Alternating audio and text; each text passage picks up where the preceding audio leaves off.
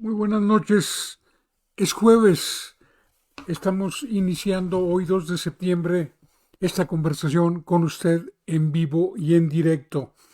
Bueno, vamos a empezar por decirle que hay una muy feminista recomendación de la librería El Árbol y seguramente está escrita para que las mujeres se familiaricen con la problemática que la prostitución, adicción al alcohol, drogas, todo lo padecido desde la perspectiva de la mujer o algún miembro de la familia, las situaciones de estrés, dicen en su presentación, que enfrentan las mujeres que realizan trabajo extradoméstico, la salud mental de las mujeres y los servicios de salud mental para esta población. El libro se llama Cálmese, son sus nervios, tómese un tecito de Lara y Salgado. Bueno, pues ahí está pues esta recomendación de la librería El Árbol. Nosotros creemos mucho en la lectura. Quisiéramos ayudar a todas las librerías a que vendan muchos libros. Y bueno, empezamos por invitar a una librería de libros usados, porque de veras, como lo pueden atestiguar varios amigos que nos lo han comentado, han encontrado verdaderas joyas a precio muy bueno, muy barato. En el tema del COVID, 111 nuevos contagios, es una cifra todavía alta. 54 mujeres y 53 hombres. De esos 111, 94 están en su casa en aislamiento domiciliario. Hoy murió uno de los 111.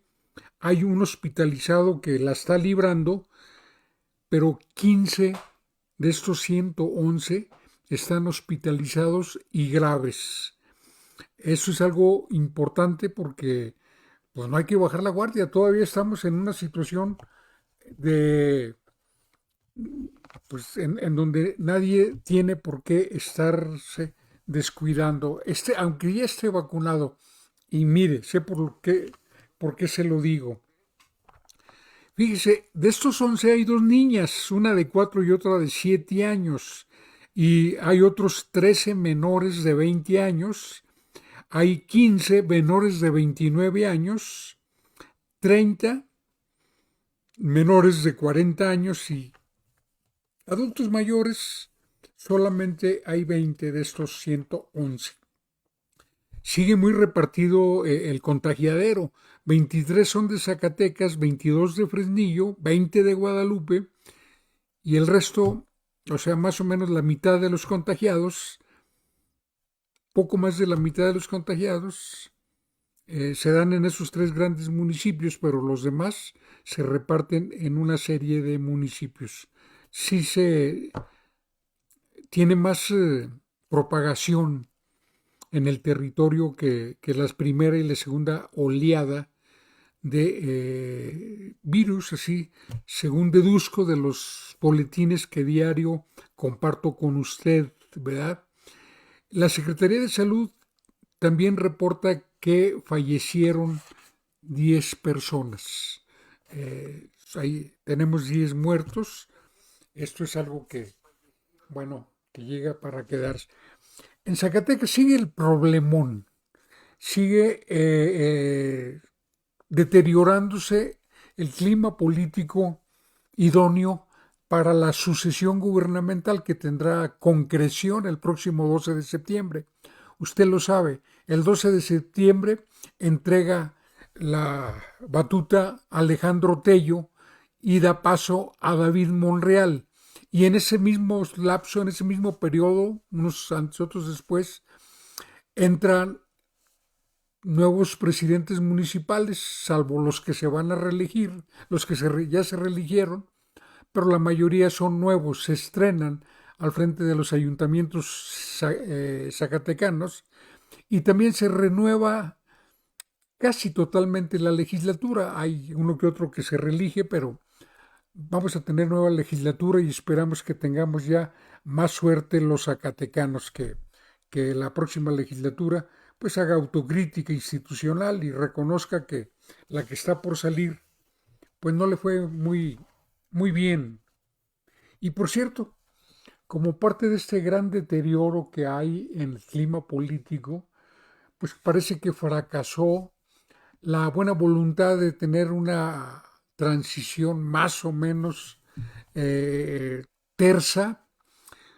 Eh, Todo el mundo suponía que así iba a ser.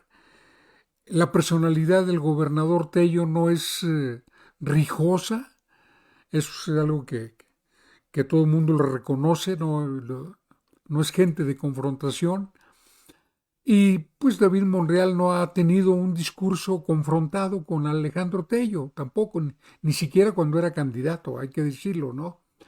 La parte dura, la batería, se concentró en el exgobernador Miguel Alonso. El núcleo Monreal, con grandes diferencias con Amalia García y con Miguel Alonso, sin embargo, en la etapa de la campaña fue todas las baterías contra Miguel Alonso, a pesar de que muchos aloncistas están en primera línea, por cierto, ¿no? Pero bueno, de cualquier manera, todos esos antecedentes hacían suponer que Zacatecas iba a tener una transición como ya la tuvo Tlaxcala.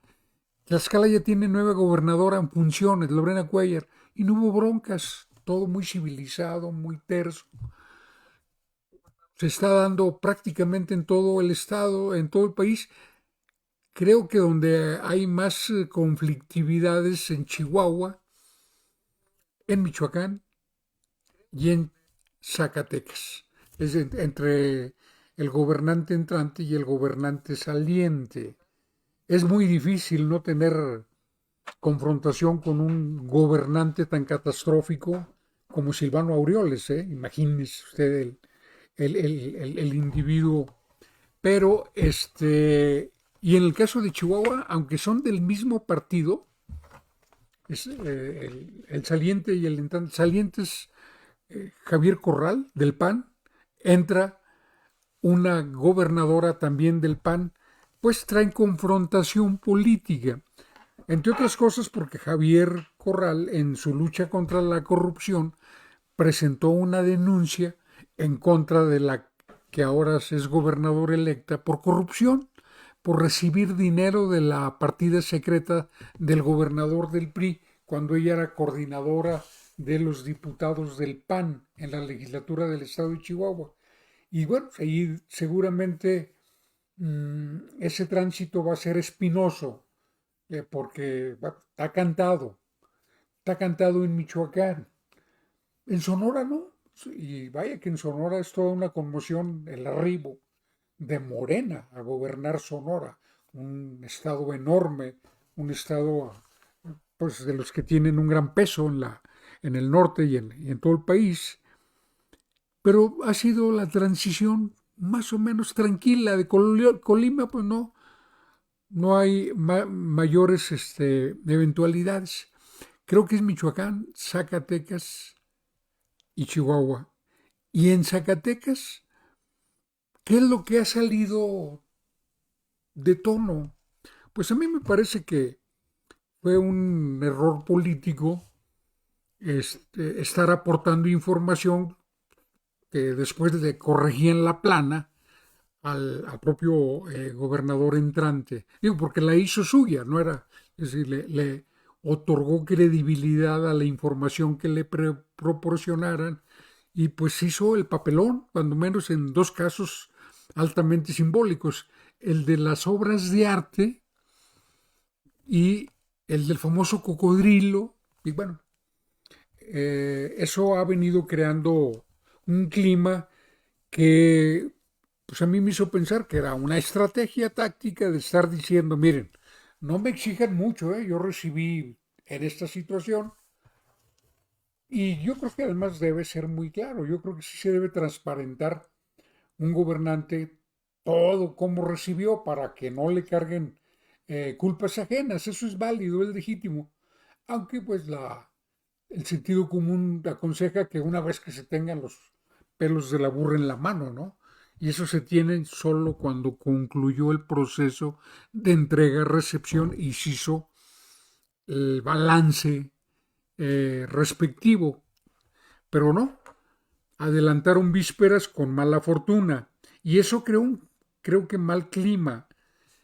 Y todo eso trajo consecuencias, enfriamiento de acuerdos como el que tenía que ver con los bonos de liquidación de los funcionarios, que era a solicitud del propio David Monreal, según dio eh, testimonio en el programa conducido por Paco Elizondo. El propio gobernador dijo que le estaban criticando los diputados de David Monreal por un acuerdo, por famosos bonos, a solicitud del propio David Monreal. Eso primero fue pues algo que está revelando una operación problemática, ¿no? Y luego vino el desastre político del ISTESAC, un desastre que ya no tiene confrontación con Tello, ni con los diputados opositores. Tiene una confrontación con bases sindicales movilizadas, organizadas, cohesionadas, en una postura que ayer dieron una demostración de fuerza que solo estando loco se puede ignorar. Si alguien sabe lo que es la tarea de gobernar, de construir la gobernabilidad, no puede soslayar ese ejemplo. Le voy a compartir un mensaje videograbado de la diputada Alma Dávila, que ella es la que ha tenido una posición muy singular.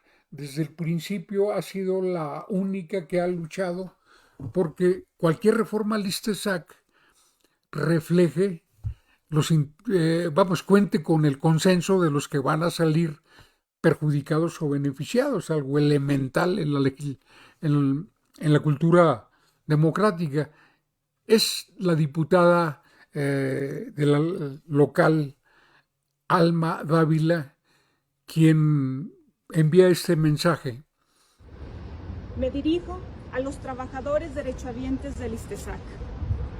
Como ustedes saben, desde hace poco más de 2 años decidí atender las demandas sociales de los derechohabientes del ISTESAC ante la situación inminente del colapso financiero en la que se encuentra este instituto. Como diputada, empecé a estudiar para buscar una solución. Elaboramos varios estudios sobre el problema de la insuficiencia financiera y mandamos a hacer una auditoría externa que pagué yo sola en su totalidad para tener los detalles puntuales de la situación. Durante esos 2 años insistimos a todos los diputados de la 63 legislatura que atendiéramos el tema. Y ahora la bancada monrealista en el último minuto pretende imponer una ley lesiva a los derechohabientes del ISTESAC. Yo presenté con tiempo una iniciativa de ley que elaboramos sobre la base de esta auditoría externa y sobre los estudios de las causas del problema, pero la mandaron a la congeladora. Y hoy los diputados que sirven a David Monreal pretenden imponer a toda costa la ley que hizo Jorge Miranda Castro, la cual permitirá que el ISTESAC siga siendo la caja chica del próximo gobierno. ¿Y cómo lo van a hacer? Pues aumentando los años de servicio, aumentando las cuotas a los trabajadores, vendiendo la parte empresarial. En suma, la iniciativa que pretenden aprobar la bancada del monrealismo lesiona gravemente los derechos adquiridos de los 25,000 derechohabientes, cotizantes, jubilados y pensionados del ISTESAC. Sí, es evidente que debemos hacer una reforma, pero para solucionar el problema con toda responsabilidad, llamo a los próximos diputados de la 64 legislatura a retomar la iniciativa que yo presenté, que sí incluye la ruta de la solución y sin afectar los derechos de sus agremiados, cotizantes en activo y jubilados del ISTESAC. Estoy con ustedes, su causa es justa. Llamo a mis compañeros diputados de la 63 legislatura a ponérsele del lado correcto de la historia y no traicionar al pueblo de Zacatecas, a que atendamos las demandas que ayer miles de manifestantes exigieron en toda la capital de Zacatecas, a que sí escuchemos la voz del pueblo y que digamos no a la imposición de la ley de David Monreal. Pues como usted puede apreciar, aquí yo quiero compartir con usted que desde que tomé conciencia de la vida pública, he sido testigo, observador de muchas sucesiones. Creo que la primera de la que tuve información política, hasta donde era disponible, fue la del ingeniero Rodríguez Elías, que tuvo como sucesor al ingeniero Pedro Ruiz González. Luego la del mismo Ruiz González con el general Pámanes Escobedo, después con el licenciado Cervantes Corona, que tuvo como sucesor a Genaro Borrego Estrada, luego al licenciado Arturo Romo Gutiérrez, y que tuvo como sucesor a Ricardo Monreal Ávila, y luego Amalia García, sucesora de Ricardo Monreal, Miguel Alonso, sucesor de Amalia García, y Alejandro Tello. Y ahora en el caso de David, quiero decirle que no es el primero, que es el primero más bien, que sí es el primer proceso sucesorio donde el gobernante entrante fractura o le fracturan la relación con el empleado público, que es el que está en juego en el núcleo duro del empleado público, es el que está en el conflicto. Estoy hablando de base, no de dirigentes. ¿Sí? Estoy hablando del empleado público promedio.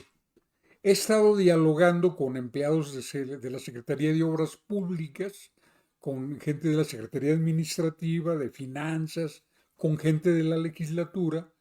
Hoy prácticamente me dediqué a hablar con algunos empleados municipales de Prendillo, de Zacatecas, de Guadalupe, y hay un sentimiento que seguramente no debe pasar desapercibido para David Monreal. Estamos hablando además de gente que votó por él.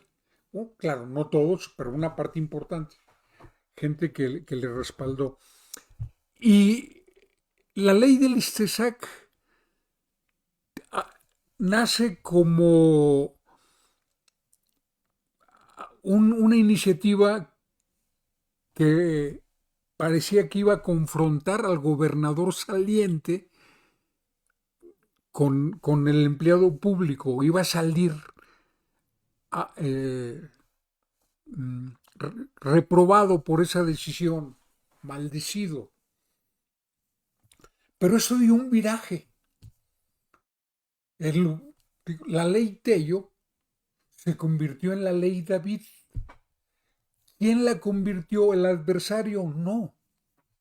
La convirtió un comportamiento muy errático políticamente hablando del núcleo de diputados alineados con David Monreal, que no tomaron conciencia de que estar identificado con un actor político convierte al identificado en vocero informal, aunque el actor político no le delinea, no lo sepa, no lo controle, pero todo lo que haga ese pequeño grupo embarra a David Monreal. O sea, todo lo que haga, digamos, Omar Carrera, Chuy Padilla, hablando de diputados locales, ¿verdad? Y que han estado en una gran cercanía, digamos, Menchaca, ¿verdad? Héctor Menchaca y todos ellos, con David Monreal. Y ese núcleo primero reprobó la ley Tello, la misma ley, y luego dio un viraje de 180 grados, una vez que se entera que era David Monreal, que también estaba en ese acuerdo. Y empezó, ahí no sé si fue algo deliberado, pero la oposición se deslinda de la ley de su gobernador. Es decir, deja de apoyar la ley Tello, el líder de esa coalición PRI-PAN-PRD, Chema González, deja de apoyar la ley de su gobernador. Y entonces la ley Tello transita a la ley David en la medida en que el núcleo identificado con David le da su marca a la reforma al ISTESAC, la marca de David Monreal, no la marca de ellos. Ellos pesan en función de la directriz que acatan, evidentemente, no tienen peso propio. Y terminan por marcar la ley como la ley David. Aquí lo escuchamos en voz de la diputada Alma Dávila. Pero a todo mundo le ha quedado claro, pues, o tiene esa película en la cabeza. ¿Y qué es lo que eso genera? Bueno, que el empleado público tenga una distancia que no tenía hace 2 meses. Una distancia ahorita psicológica, emotiva, pero es un sector estratégico, es un sector clave para gobernar bien. Sí, es algo muy importante para hacer la tarea, ¿no? La tarea no es personal, ¿no?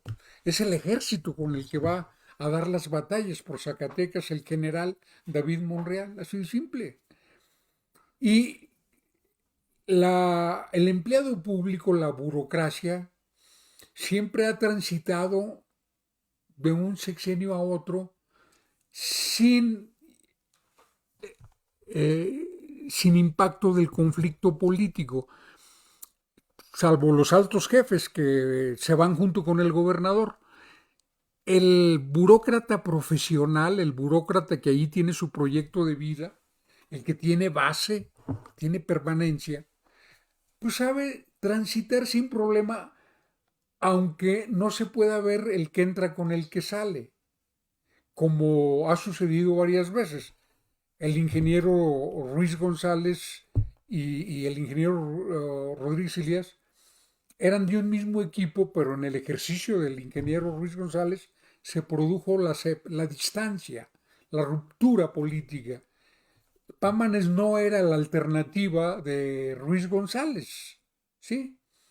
Falleció en la parte final, pocos años después de manera trágica, y luego Cervantes Corona tampoco era el sucesor favorito del general Pámanes, ni Genaro Borrego era opción preferida de Cervantes Corona. O sea, eso lo conozco, y lo conozco además de diálogo con los exgobernadores. O sea, con todos he tenido entrevistas de Rodríguez Elías para acá, con la excepción del ingeniero Ruiz González, que no me dio ocasión porque su muerte prematura pues impidió que yo lo tratara como periodista.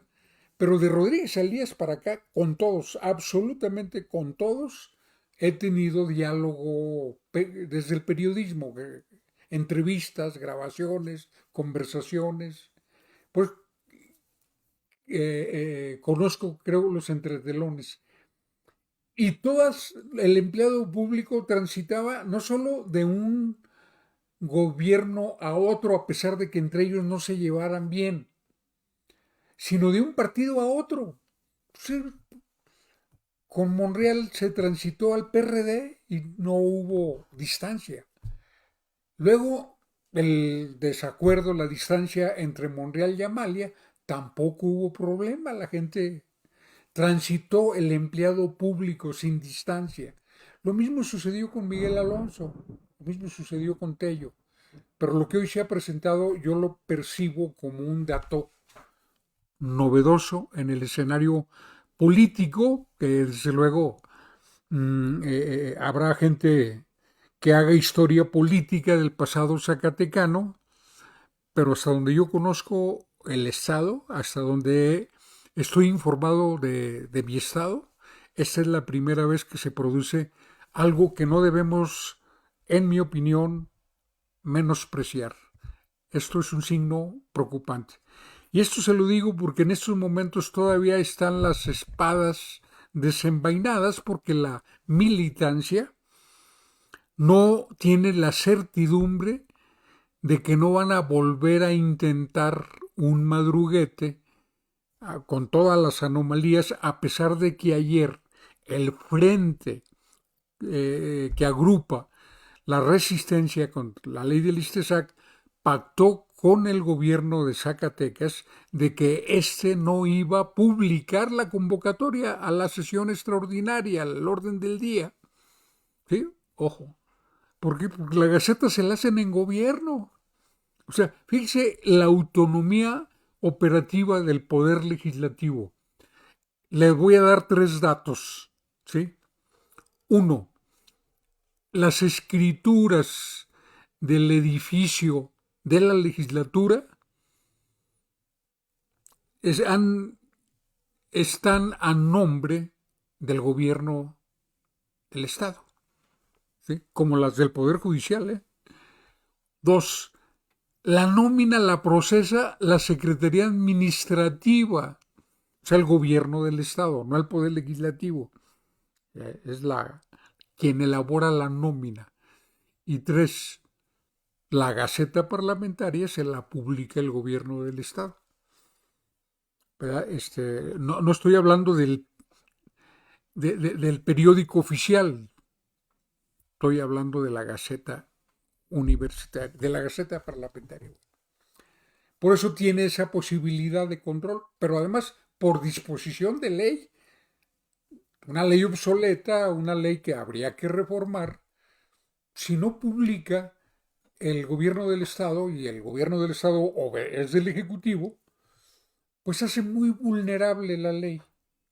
Entonces, con todos esos nubarrones, el sentido común aconseja que ya no se intente dar un albazo legislativo, pero la gente está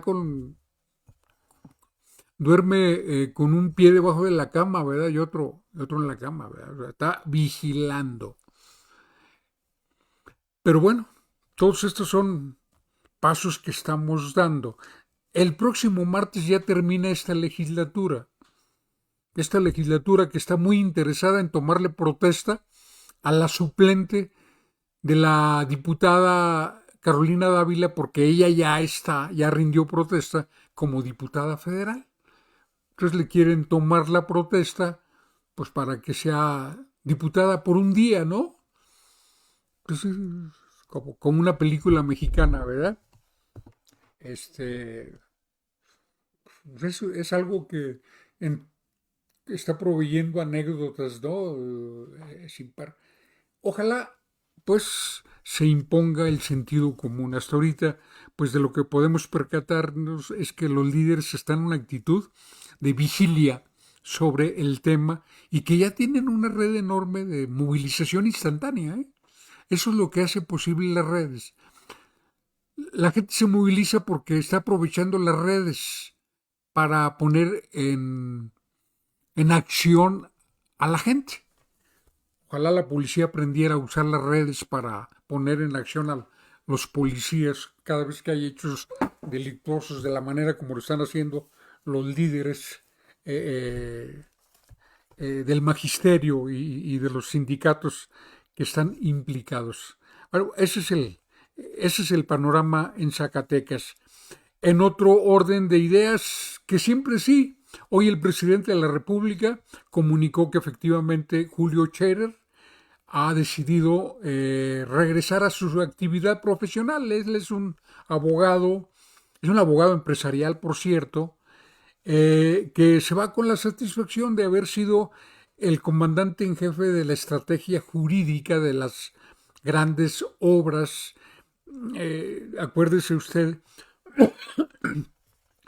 que un grupo de empresarios contrató abogados para estorbar el Tren Maya, para estorbar el aeropuerto Felipe Ángeles, la refinería Tres Bocas, Dos Bocas y todas las grandes obras del presidente con amparos, con amparos, con amparos, y que encontraban jueces que suspenden por angas o por mangas, ordenan que se detenga la obra, particularmente del Tren Maya, pero también con el aeropuerto, ¿sí? Esa fue una forma de batalla política utilizando el derecho, y la respuesta la comandó justamente Julio Scherer. Por eso jugó un papel, en mi opinión, muy destacado, hizo muy buen trabajo, y él llegó a la decisión de retirarse en términos de mucha cordialidad, tanto de parte de Julio Scherer, hijo de aquel gran, formidable periodista que fue fundador de la revista Proceso, como de parte del propio presidente, que lo despidió con palabras muy emotivas, ¿no? Lo ve como un hermano, y salieron en los mejores términos. Evidentemente que se trata de decisiones cuyo trasfondo puede ser simple y sencillamente de que cambia la situación, ya sea aconsejable otro tipo de cosas. Es posible que tenga que ver con el nuevo secretario de Gobernación, y que asume funciones de interlocución que antes ejerció Julio Scherer, y que Estela Ríos, una abogada de la UNAM, una abogada de altos vuelos, quien ya la pudo haber conocido usted como alguien que cumplió la función de coordinación jurídica de la Ciudad de México cuando López Obrador fue el jefe de gobierno del Distrito Federal, ¿verdad? De la Ciudad de México, ahora Ciudad de México y antes Distrito Federal. Esa es la historia. También tenemos novedades. Ya hay nuevo presidente del Tribunal Federal Electoral. ¿Y quién cree? Sí, le atinó. Es Reyes Rodríguez, el mismo presidente que inicialmente había sido nombrado por los que desconocieron a José Luis Vargas, el presidente removido por sus colegas. Él ofrece imparcialidad, tiene un discurso, pronuncia un discurso muy institucional, es de una gran cercanía con Felipe Calderón, y a él se le atribuye un Twitter ofensivo en contra del presidente López Obrador, muy ofensivo. Él lo desmintió inmediatamente. Entonces, cualquiera puede usar una cuenta falsa, como la están usando cotidianamente. De repente usted cree que lo dice un periódico o lo dice un actor político, y no. Fue algún canalla que utiliza esos recursos. Ahorita la cobardía tiene esa herramienta a sus órdenes. Se disfraza con cuentas falsas. Las redes están llenas de cuentas falsas. A veces votan por usted, a veces insultan por usted, a veces halagan por usted, y nada de eso es cierto, ¿verdad? Hay una serie, pues, de posibilidades, y probablemente Reyes Rodríguez, yo me inclino a creerle, porque no creo que un magistrado, por mucho que deteste al presidente de la República, se exprese en términos muy vulgares, muy ofensivos en contra del presidente de la República. O sea, muy propio de algún desquiciado, ¿no? Que hay muchos que participan en el debate con, sin nada de madurez, ¿verdad? Que más bien es una especie de vertidero de neurosis, de traumas, ¿verdad? Y probablemente alguien que no lo quiere, pues le inventó ese Twitter por el cual le nació un gran rechazo de parte de la gente simpatizante de López Obrador, que dio por bueno ese Twitter. Digo, porque creo que la mayoría entendió que se trataba de una maniobra. En otro orden de ideas, y hablando también del PAN, hoy vino el presidente de un partido de extrema derecha de España, Vox, y suscriben una carta y asumen un compromiso para luchar denodadamente, no se ría, en contra del comunismo. No se imagine que está usted en una máquina del tiempo, regresando a los tiempos de la Guerra Fría. No, es una alianza de las senadores y senadoras panistas, no todas fueron, desde luego Lili Telles no podía faltar, para evitar el comunismo. Hágame usted el favor. Es decir, se les han pasado los periódicos de los últimos 30 años. ¿Sí? Pero bueno, la clase política también tiene segmentos para el estudio arqueológico. Debería haber arqueología política, ¿no? Y hay una crisis en Oaxaca. Hoy trasciende que la Fiscalía General de la República acaba de interponer una denuncia en contra de 7 magistrados de Oaxaca por por ejercer funciones a pesar de ya haber concluido su tiempo. Y es que ahí la legislatura local disolvió la judicatura estatal, que es la instancia creada para vigilar que el Poder Judicial haga las cosas limpiamente. A nivel federal, la Judicatura Federal ha cumplido un buen papel. En esa función, el zacatecano Felipe Borrego Estrada, en mi opinión, hizo una muy meritoria labor. Él fue el primero que denunció el nepotismo en el Poder Judicial, que hizo público un estudio que ordenó y que descubrió que entraba el sobrino, la hija, el tío, la esposa, el segundo frente, ¿sí? Y que pues hizo del Poder Judicial lo que usted conoce, una maquinaria que necesita ser renovada con urgencia. Y en algunos estados de la República, no Zacatecas, por cierto, también se creó una judicatura federal, una judicatura estatal para vigilar al Poder Judicial del Estado. En Oaxaca sucedió, pero los legisladores de Oaxaca entendieron o llegaron a la conclusión de que no estaba cumpliendo, que se convirtió en parte del problema, que no resolvió el problema y le metió mano al Poder Judicial. Y hay una crisis que ahora escala con la denuncia que ha presentado la Fiscalía General de la República en contra no de miembros de la Judicatura, sino de magistrados del Tribunal de Justicia del Estado de Oaxaca por rebelarse a una disposición legislativa una renovación, pues que no acataron. Parece que ahí pues hay una crisis de la que habrá que estar pendiente, pero mire, este país está cambiando, están sucediendo cosas que antes no sucedían. Como decía el filósofo de Güemes, pero hablando no de muertos, sino de acontecimientos. Al filósofo de Güemes se le atribuye esa expresión de que ya se estamos muriendo gente que antes no se moría, ¿verdad? Así estamos viendo que suceden cosas que antes no sucedían. México está cambiando y está cambiando para bien.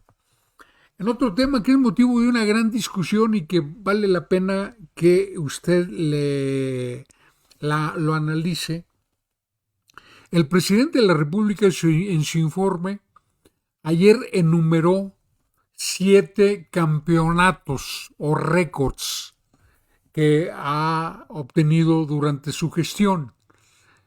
Uno ha sido cuestionado, ha sido recibido con críticas, el del récord de las remesas, porque la gente considera que no es un triunfo de nadie, y ahí yo comparto ese juicio. Efectivamente, lo de las remesas es un mérito de los trabajadores mexicanos que están en el exterior y que al cual debemos referirnos como reconocimiento a su gran contribución.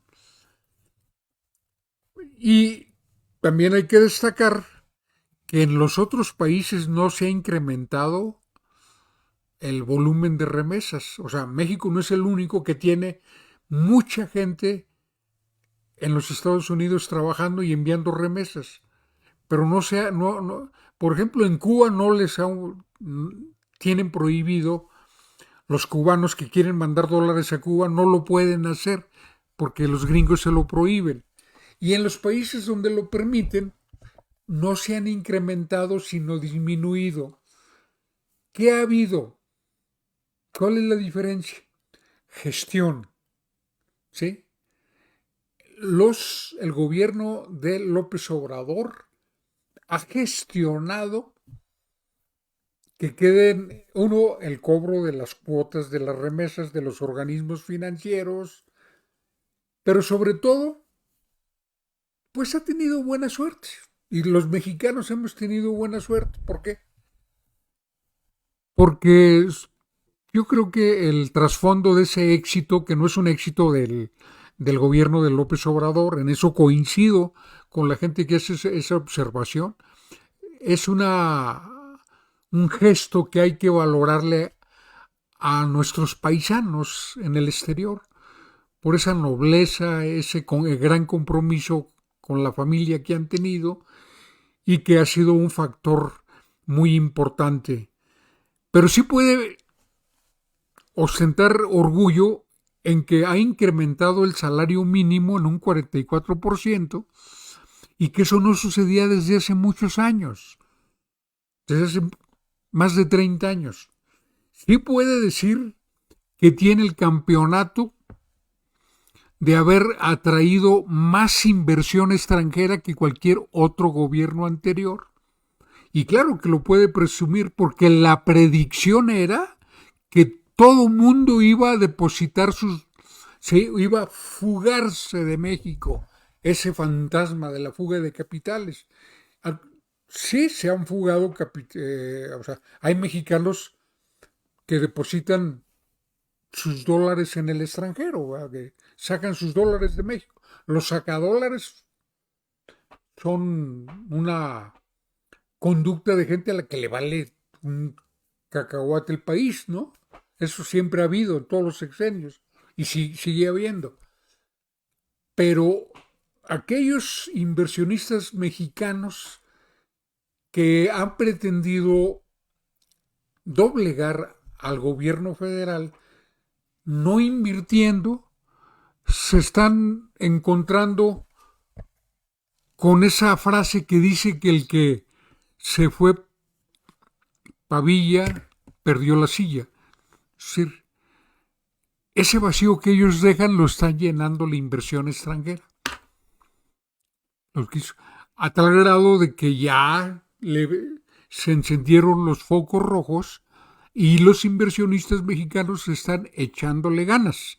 O sea, ya entendieron que lo único que estaban dejando es un hueco que ya cuando quisieran invertir, pues ya, o sea, el gobierno pudo resolver.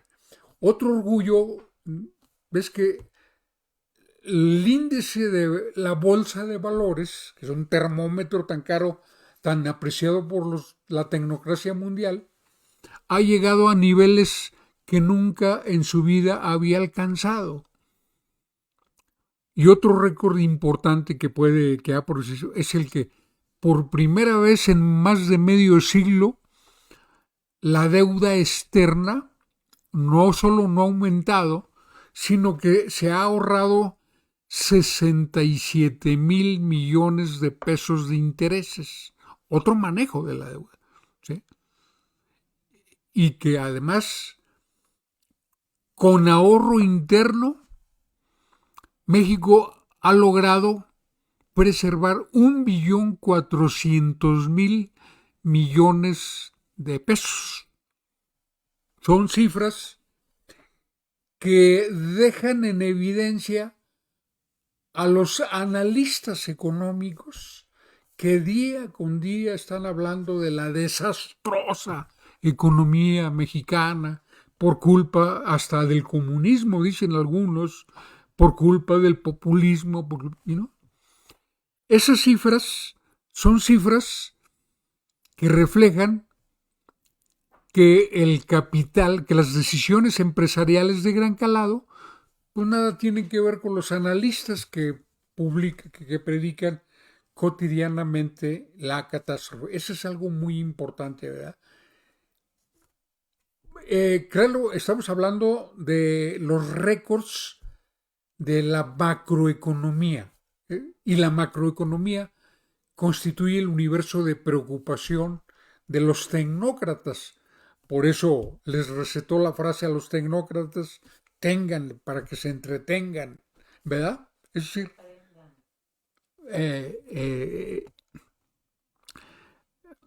una lección de efectividad y de eficacia que hay que valorar. Eso estando hablando del manejo de la economía. Hoy ya veo críticas que dije, sí, ha manejado muy bien la economía, pero ¿qué tal con la seguridad? Pues, ¿verdad? Estamos hablando del tema de la economía. Luego vamos a entrar al tema de la seguridad, porque creo que hay que hay que hacer de la información de la vida pública una materia de análisis objetivo y que nosotros podamos ir valorando, ¿no? Pienso yo que otro motivo de orgullo que no está en esos récords es algo fundamental: lo de las facturas falsas. Acuérdese que se reformó la ley para hacer del delito de facturas falsas, empresas fantasmas, que era un deporte generalizado y que ya es delito equiparado con el de la delincuencia organizada. Le ha puesto un freno a la evasión fiscal enorme, a grado tal que México no pidió prestado para enfrentar lo de la pandemia. Y pregunte usted, investigue las finanzas del país que se le ocurra. Y México, y no pidió prestado no por soberbia, no porque no le quiera deber nada a nadie, sino porque se acumularon a lo largo de estos años 12 billones de pesos de deudas. O sea, México ya no podía seguir. Pero muchos países dijeron, bueno, pues yo resuelvo el problema de la pandemia ahorita, al cabo el que va a pagar son los siguientes gobiernos, ¿no? El presidente de la República está gobernando con responsabilidad con el futuro de los mexicanos en el manejo de la deuda, es decir, porque él pudo haber contraído deuda que iban a pagar los futuros gobiernos, no el de él, y a él iban a dar un gran respiro, una gran disponibilidad de recursos. Pudo haber cedido a esa visión, como se ha hecho en todas las crisis anteriores. Lo primero era el sablazo al Fondo Monetario Internacional y al Banco Mundial y a los bancos, y todos ellos ofreciendo, ándale, yo te presto, aprovecha, estoy de buenas, ¿cuánto necesitas? Porque son un gran negociazo para los que prestan, no para los que reciben el préstamo, sino para los que prestan. Y el presidente en ese sentido ha actuado con una gran responsabilidad con el futuro.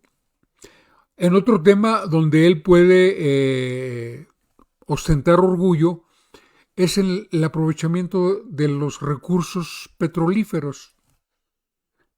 En estos momentos se procesa gasolina con petróleo mexicano en las refinerías que están en operación, las 6 que ya estaban en operación, la última de la cual se construyó en 1979. Hay 38% más de capacidad de refinación que la que heredó de Peña Nieto. Dice el gran avance en la refinación, es decir, ya le mandamos menos naranjas al extranjero para que nos las devuelvan como jugo. Antes de que produzca para México la refinación de Deer Park que se compró México en el extranjero, que está en curso pues de incorporarse al inventario de producción de gasolinas en México, y antes que esté en funcionamiento la refinería de Dos Bocas. Ya hay un 38% como en inversión, en actualización tecnológica, en mantenimiento, en reorganización administrativa. Pero además, dentro de todo eso subyace una política reiterada por el presidente. Se va a extraer el petróleo que México necesite para sus necesidades nacionales. México va a transitar a las energías limpias. ¿Cómo va a transitar a las energías limpias? Uno, agotar el recurso natural que dispone en la producción en espera de la renovación de la planta vehicular, que algunos calculan en 50 millones de vehículos automotores, 50 millones que demandan gasolina y diésel, no electricidad.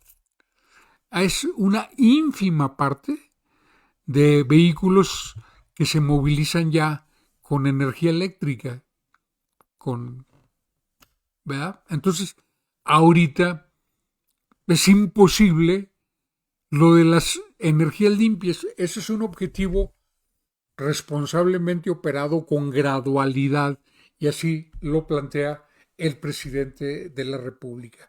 Son derivaciones de un informe pues que alientan mucho al optimismo en términos de economía, de manejo de deuda, de inflación, ¿sí?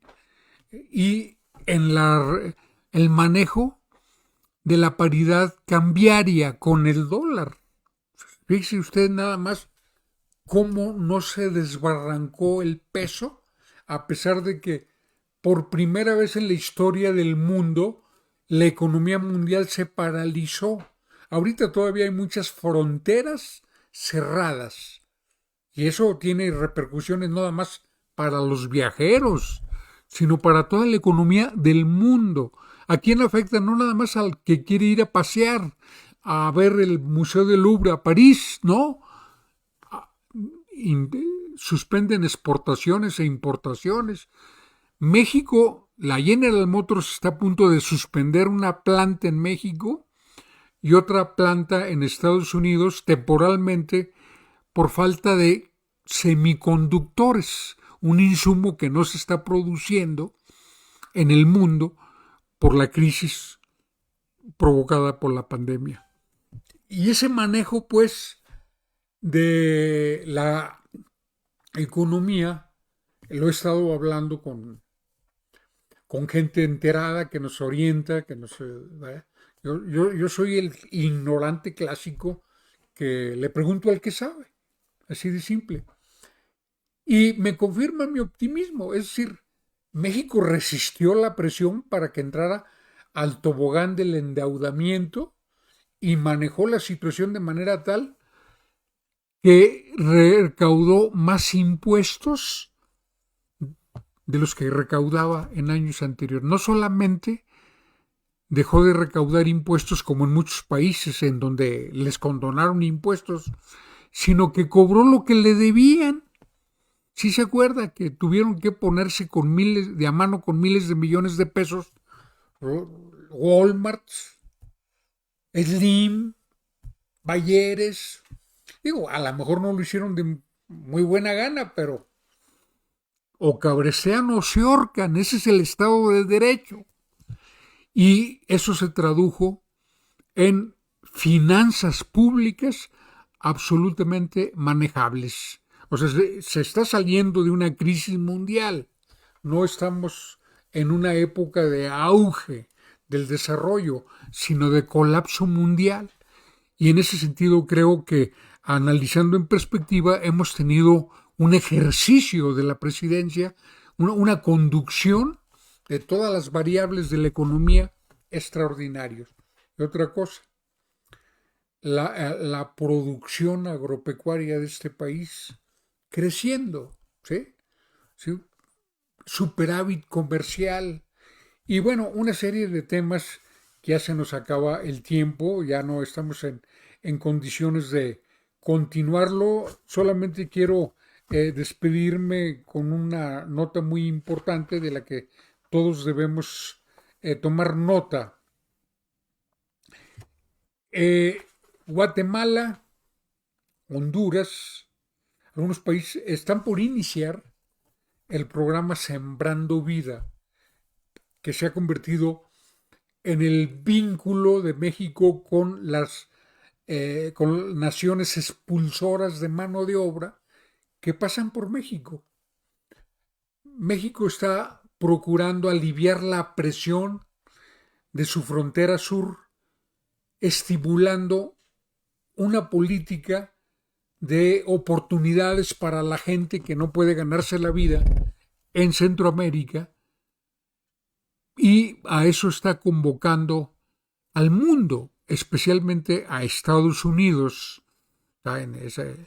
y a países como el propio Ecuador, como a los países que están viendo que pueden combinar esfuerzos a partir de empresarios y a partir de finanzas públicas. Es decir, puede ser una actividad conjunta entre varios países en donde participen los sectores privados, no para que hagan caridad, sino para que hagan negocio.